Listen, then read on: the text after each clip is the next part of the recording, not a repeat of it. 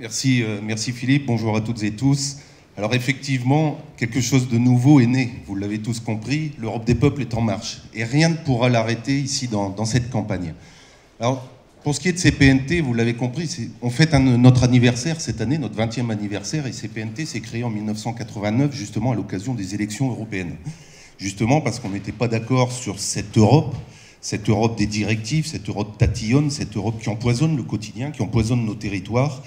Et on est parti au combat à l'époque sur ce sujet-là, seul. Au bout de 20 ans, on est toujours là, il y a une logique, il y a une cohérence, il y a une continuité dans notre combat. Et effectivement, cette Europe qui existait ne nous convenait pas. Celle qu'on nous propose aujourd'hui ne nous convient pas plus. Et c'est présenter justement cette chance, cette dynamique de Libertas, c'est de montrer qu'on pouvait changer les choses à l'échelon européen. Au lieu de partir de façon dispersée, chacun dans son coin, pas question de faire un témoignage de plus, c'est de se battre de façon efficace. C'est-à-dire que le vote Libertas, vous l'avez tous compris, d'après ce que Philippe vient d'expliquer et ce que Declan va expliquer ensuite, c'est que le seul vote efficace pour la France, pour l'Europe, pour nos territoires, c'est le vote Libertas, justement. C'est dans la mesure où, depuis quelques années, le peuple s'est fait voler sa décision, s'est fait voler sa volonté. On nous a volé notre référendum, mais c'est pas grave, on va refaire de cette élection le nouveau référendum, de façon à rendre l'Europe au peuple qui la compose. Vous savez, l'Europe, il ne s'agit pas pour nous de dire on ne veut plus d'Europe, de ne pas faire d'Europe, c'est de faire mieux d'Europe. Et pour faire mieux d'Europe, il faut la rendre au peuple, il faut écouter les peuples. Le peuple hollandais n'a pas été écouté, le peuple français n'a pas été écouté, le peuple irlandais n'a pas été écouté, on peut dire qu'ils ont été méprisés. Et je crois qu'il faut mettre le coin, il faut y aller justement pour porter ce message, qu'une autre Europe est possible, qu'on peut changer les choses de l'intérieur.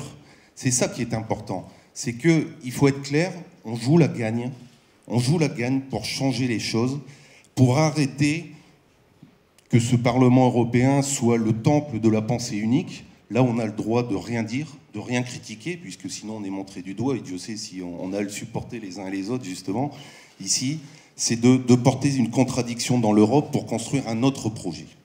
Cet autre projet, vous l'avez compris, c'est de se battre justement contre ce traité de Lisbonne. C'est le fil rouge qui existe entre nous, sans jeu de mots. C'est cet avatar de la Constitution européenne qu'on a rejeté, malgré tout. Donc on appelle véritablement les Français à un vote de cohérence le 7 juin. Les Français ont majoritairement rejeté cette Constitution européenne. Ils ne vont quand même pas aller voter pour des listes qui ont soutenu le oui.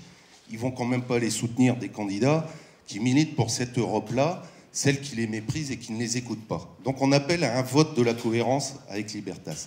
Il est important également, avec Libertas, avec cette dynamique qu'on va porter, c'est également de porter le message de nos territoires européens, nos territoires français.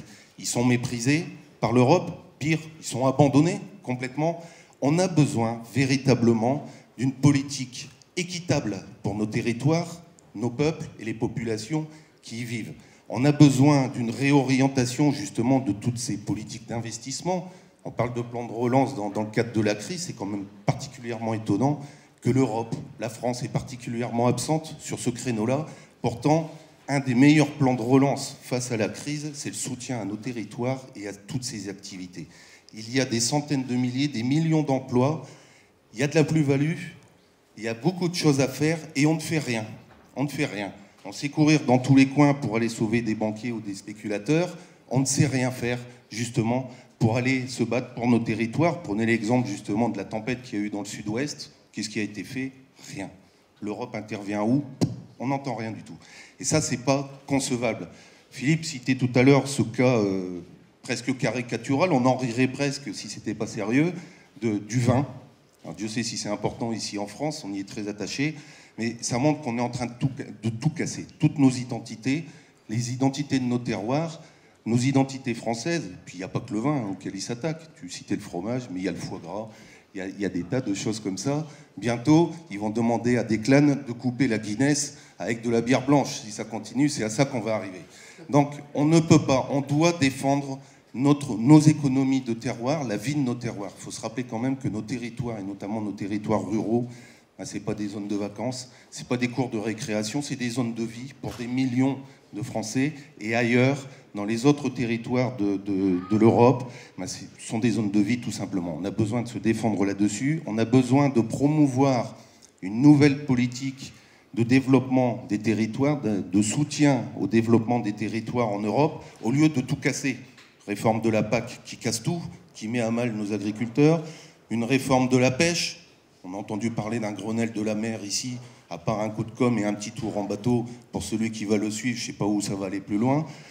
On est en train également de démolir tout le soutien aux services publics, si important.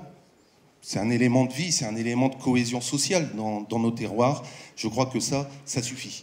Il faut se mobiliser là-dessus. On l'avait déjà fait par le passé avec les députés européens CPNT autour de Jean Saint-Josse, avec les députés européens et les tiens, ceux de ton groupe. On a mené des combats communs, mais on y retourne. Et ça, c'est particulièrement important. Il y a une autre nécessité également, c'est d'obtenir une vraie politique écologique au niveau de l'Europe. Actuellement, elle est confisquée par les idéologues, par les sectaires de l'écologie. On ne va pas citer les Verts, ça va leur faire trop de pub, et on ne va pas citer leur nom. Mais on a besoin d'une économie humaine, une économie réaliste, qui va replacer l'homme au centre du débat, qui va respecter l'homme et ses activités dans nos territoires. Quelque chose d'équilibré, quelque chose de rationnel. Arrêtons de rêver, arrêtons cette écologie utopiste qui ne mène à rien, si ce n'est justement à transformer nos territoires en réserves d'Indiens dans lesquels on n'a plus le droit de rien faire. Donc je crois que ça, c'est un combat à mener au niveau de cette Europe. Énormément de directives écologiques viennent de Bruxelles.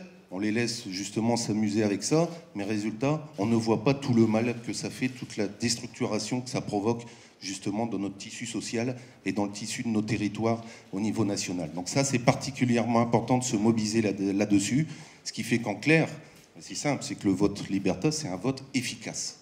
C'est ça, ce qu'on appelle tous les Français à cette efficacité dans cette campagne.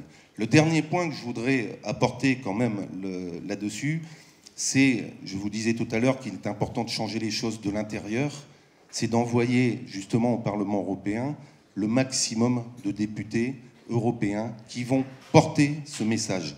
On fait quelque chose de nouveau, c'est qu'on propose, au-delà des combines des uns ou des autres, on le propose à l'échelon européen, il y a une vraie dynamique, il y a une vraie cohérence. Et on appelle justement les Français à ce vote de cohérence, à ce vote de l'efficacité. Les partisans du oui, ceux qui nous expliquent que tout est beau dans le meilleur des mondes, pour paraphraser un peu Candide et Pangloss, nous expliquent malgré tout qu'il faut voter pour eux. Non, il ne faut pas voter pour eux. Il faut voter pour nous, tout simplement, parce qu'on ne va quand même pas envoyer à Strasbourg.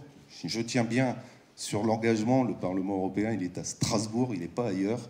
Et il ne faut pas envoyer des gens qui ont été désavoués, qui ont été minoritaires lors du dernier référendum. Donc, j'appelle justement tous ces Français à rester cohérents dans leur logique, dans la continuité. Et le meilleur moyen de défendre justement leurs intérêts, les intérêts de leur terroir, l'intérêt de leur territoire, c'est de voter Libertas. Et tous ensemble, moi j'y crois beaucoup, on va réussir. Et c'est peut-être ça qui inquiète justement autour, puisqu'on voit que ça canarde un petit peu, mais bon, en tant que chasseur, je ne vais pas me plaindre de me faire canarder. Mais vous savez, le gros gibier se chasse aussi au gros calibre, donc je crois qu'on sera généreux aussi dans cette campagne pour expliquer justement mais que cette autre Europe, elle est parfaitement possible avec nous tous. Voilà. Et je suis particulièrement heureux d'accueillir Declan ici, en France.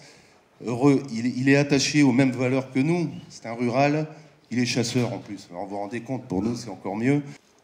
L'équipe est prête, mais maintenant, on y va. Voilà, c'est parti. Voilà, il chasse le Barroso, donc on va chasser en meute, je crois, jusqu'au 7 juin. Et ça va réussir parce que Libertas, c'est quelque chose vraiment de fantastique. Il y a une vraie dynamique là-dedans. Et je crois que ce sont les autres qui vont nous courir après. Voilà, merci.